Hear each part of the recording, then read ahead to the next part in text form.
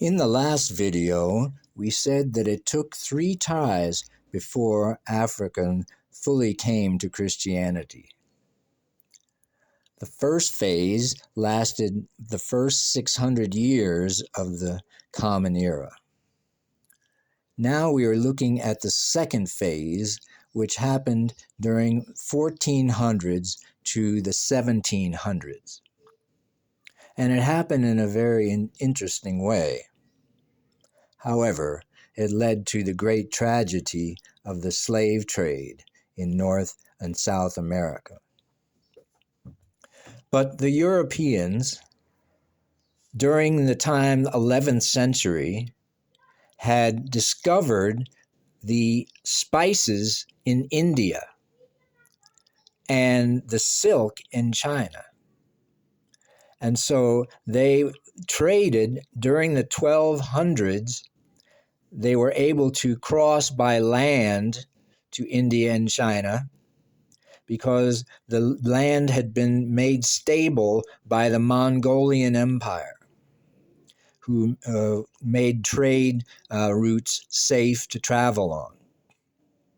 But during the 1300s, the Mongolian Empire began to crumble, and the Muslims entered into those places where the Mongolian Empire had ruled and took over.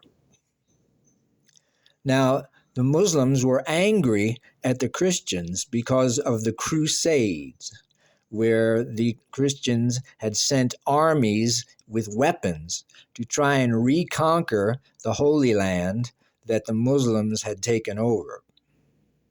So there was hostility between the Europeans and the Muslims, which made it difficult for the Europeans to travel on those routes where the Muslims were. So they began to think, the Europeans, and they said, well, if we can't get there by land, maybe we can get there by sea.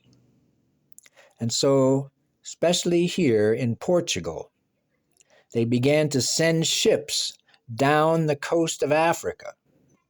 And they said, let's see, maybe we can just go around the continent of Africa and get to India and China that way.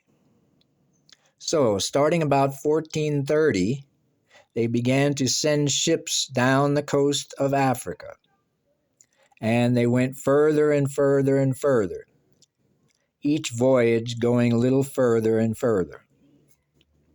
Then they rounded this cape and came to the Gold Coast, Cote d'Ivoire and Ghana. And they knew the gold was here, but now they didn't have to pay a middleman to bring it over land. They now were able to take the gold themselves. And they took huge amounts of gold back to Portugal. Then they went a little further. They were also looking for free labor because they had sugar plantations here in Madeira, the island of Madeira, and they needed free labor. So they entered into the slave trade with the Africans. There was already a slave trade there, but the Europeans made it much worse, of course. We'll return to that subject in just a minute.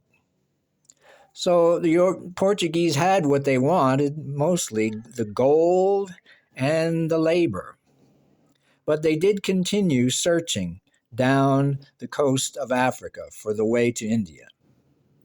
And they came to, kept going down the coast, down the coast, down the coast, until finally in 1488, a man named Bartholomew Diaz rounded the Cape of Good Hope.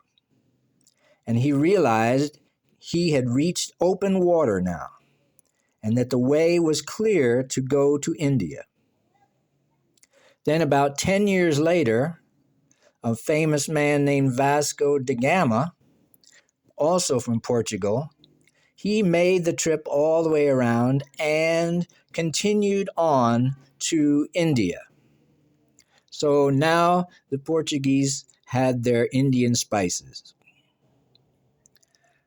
Now, as the Portuguese traveled down the coast of Africa, they would have to stop for water and supplies. And inevitably, they met the native Africans in the places where they stopped. These Portuguese were Roman Catholic Christians, and so the Africans were exposed to their faith, wearing crucifixes and rosary beads and so on. However, as we said, these Portuguese were not there to spread their faith. They were there for trade, what they could get out of it: gold, slaves, grain, fish, and so on. So they were not good examples of the Christian faith to these Africans. And then they possibly exploited them, and they could see that this was not the Christian faith. So, but on some later voyages of these ships, there were some clergy, priests, monks, and what have you, that came along on these later voyages.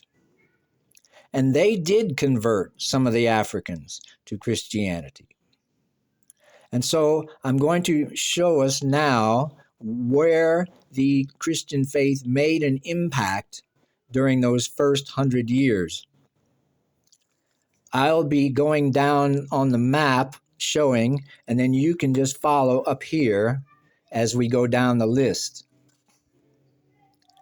Christian faith made an impact in Senegambia here, also Guinea-Bissau, Sierra Leone, the Gold Coast here, Cote d'Ivoire, and Ghana. The Portuguese actually set up 40 forts along the Gold Coast to protect their interests in the gold. And each one of those forts had a chaplain in it. Also, Benin and Togo were impacted by Christianity. And then here, the Wari Kingdom on the west coast of Nigeria made an especially strong impact. And Christianity lasted there from 1570 until 1850. But then it died out.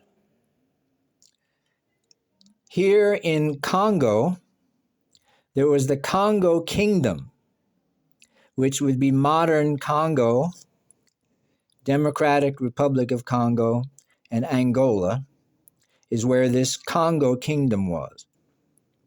And this is the one place where Christianity did take root. It owes a lot to their king named Mbemba Nzinga. He became a devout Christian and ruled for 40 years. And he led his country into sustained Christianity. So Christianity did survive in the Congo Kingdom. Then going around onto the East Coast, Christianity also made an impact in Zimbabwe, going up the Zambezi River, and then finally on the Swahili coast of Kenya, Mombasa, because it was the last stop before they went east to India. So Christianity came to all these different places here, but none of them remained. Christianity did not remain in any of those places, except the Congo Kingdom, as we said. There are three reasons why this happened. Number one is that Christianity, the Portuguese brought Christianity in European packaging. It never occurred to them that the Africans might have a different culture, a different way of seeing the truths of Christianity. A prime example of this is that they forced African converts to divorce all their other wives and be monogamous, have only one wife. Polygamy was common in Africa. And the problem is that when the Africans divorced the other wives, they usually became either prostitutes or slaves. So that was a great hindrance to Africans accepting Christianity. The second reason is that, as we said, those clergy and priests did convert some Africans. However, the African traditional religions were very strong, and it would have taken very strong follow-up and training in the teaching, Christian teaching, to sustain those Africans in the Christian faith. And there just weren't enough clergy or money or resources to do that. And so most of the Africans fell back into their traditional religions. The third reason is, as we mentioned before, that these Portuguese were mostly not interested in spreading the faith, were really exploiting Africa at that time. The gold, and especially the slaves. Now, we must say that the Europeans did not start the slave trade. The African chiefs, for example, were selling their prisoners of war. Many times their enemies, they sold their prisoners of war, or poor people, or people in debt, and so on, and slaves, they sold to the Europeans. And the Europeans had just discovered North America and South America and started these big plantations, sugar plantations, and so on. And they wanted labor, and free labor if they could get it. So unfortunately, they tapped into this slave trade and made it much worse. And we know the tragedy of over 10 million men and women went to Americas, and that began the great African diaspora. So all of these places, we can see none of them lasted for Christianity.